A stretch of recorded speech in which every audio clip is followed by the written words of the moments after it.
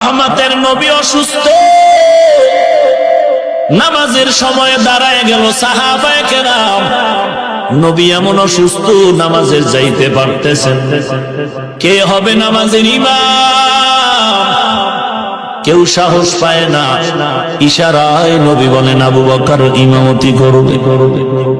নবীজির আদবের ভয় আবু বকর সামনে যেতে চায় না। সবাই ধাক্কা দিয়ে দিলেন, কিন্তু দিল ভাঙ্গা সবার চোখে পানি। নবীও হুজরা থেকে জানালা দিয়া তাকায় দেখে আর চোখের পানি ফেলে কাঁদে। ডেকে বলে, ও সাহাবী, আমাকে তোমরা ধরে একটু নামাজের কাতারে হাজির করো। আজকে সেই নবীর দিন তোমার সামনে বিলীন হয়ে যায়। আজান কানে শুনলা, এরপরও বান্দা তুমি নামাজে দাঁড়াইলা। এরে নবীর উম্মতির দল, আমার নবীর কোনো তুলনা নাই। সেই নবী যদি আল্লাহর কাছে মাথা নত করে সাহায্য চায়, তুমি কেন আমার আল্লাহর দরবারে মাথা নত করতে সমস্যা মনে করো? আসলে সমস্যার কারণ হলো তোমার ঈমান আর আমলের ঘাটতি আর দুর্বলতা। আল্লাহ বলেন, বান্দা, আসমান বরাবর বিপদ আসলেও টেনশন করবি না। দুই জিনিস দিয়ে আমার কাছে সাহায্য চাও। এক নম্বরে ধৈর্য, দুই নম্বরে নামাজ।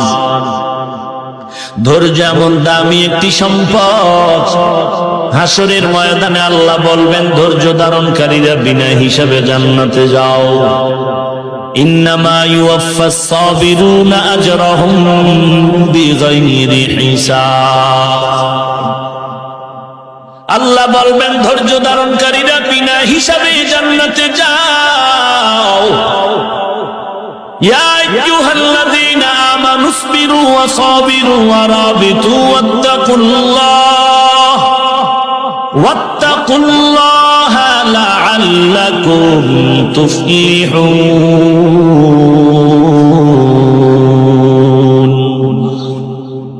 এই কালামে জিন্দা কোরআনে হাকিম, হিকমতে উলা ইয়াজালসতু কাদিম, জামিউল ইলমি ফিল কোরআনে হাকিম, তাকাসারাত আনহু আফহামুর রিজালি।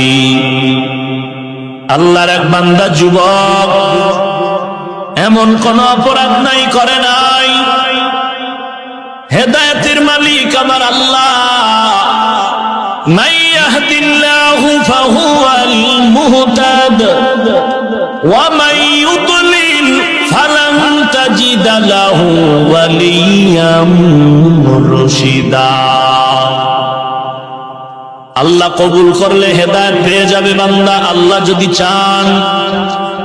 আর কপাল যদি খারাপ হয়, 13টা বছর পর্যন্ত রাহমাতুল লিল আলামিনের বরকতি চেহারাটা পর্যন্ত দেখলো, বরকতি জবানে বয়ান শুনলো, এরপরেও কালেমা নসিব হলো না।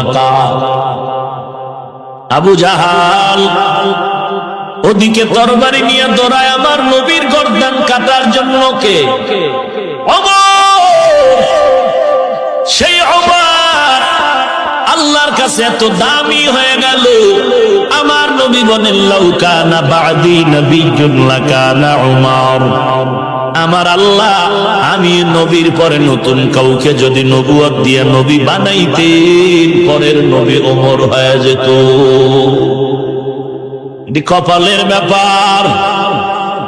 এই ময়দানে আপনারা কত দূর থেকে দীর্ঘ সময় পর্যন্ত অপেক্ষমান। এই দীর্ঘ সময় আপনারা আসছেন, কেউ গাড়ি ভাড়া করে, কেউ টাকা পকেট থেকে বের করে, কেউ পায়ে হেঁটে আসছেন। আম্মা জানেরাও পর্দার আড়ালে কষ্ট করে আসছেন। আমি জানি আপনারা কেউ খানার লোভে আসেন নাই, টাকার লোভে আসেন নাই। একমাত্র কারণ আমার আল্লাহ এবং নবীর মুহাব্বত। এই অনিয়ত নিয়ে আসার পর একদল বান্দারা এখানে কান্নাকাটি করে মুনাজাতে তওবা করে মায়ের কাছে গিয়া বলবে, মা, জীবনে বহু অন্যায় করেছি, তুমি আমাকে একটু মাফ করে দাও। মাথায় হাত দিয়ে একটু দোয়া করে দাও রে মা, আর আমি অন্যায়ের পথে যাব না, আজকে ওয়াজে তওবা করেছি। আর একদল আল্লাহর বান্দা বের হয় বলবে, কে বয়ান করলো? অমুকে। মোটামুটি এই লাইনের বয়ান মোটামুটি ঠিক ছিল, অমুক কথাটা ঠিক ছিল। এখান থেকেই দুই দল বান্দা বের হয়ে যাবে, কেউ সমালোচনা করবে, কেউ তওবা করবে। এগুলো কপালের ব্যাপার।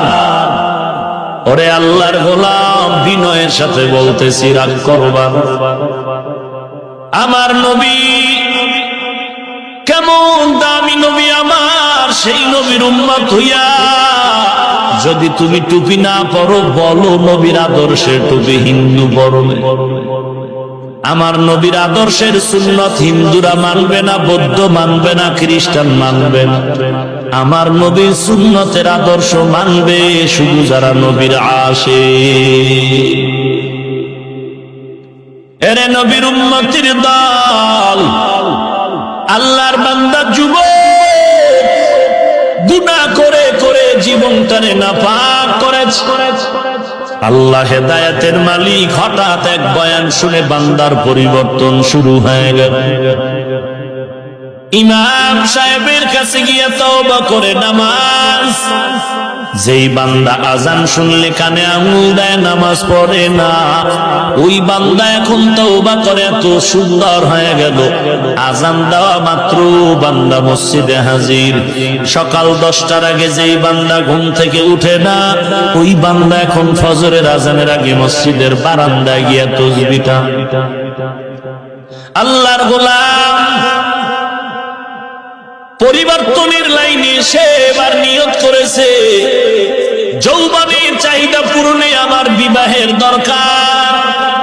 তবে আমি এমন একটা মেয়েকে বিবাহ করব, কমপক্ষে যার মধ্যে আল্লাহর কোরআনের তেলাওয়াত আছে, তাকেই করব।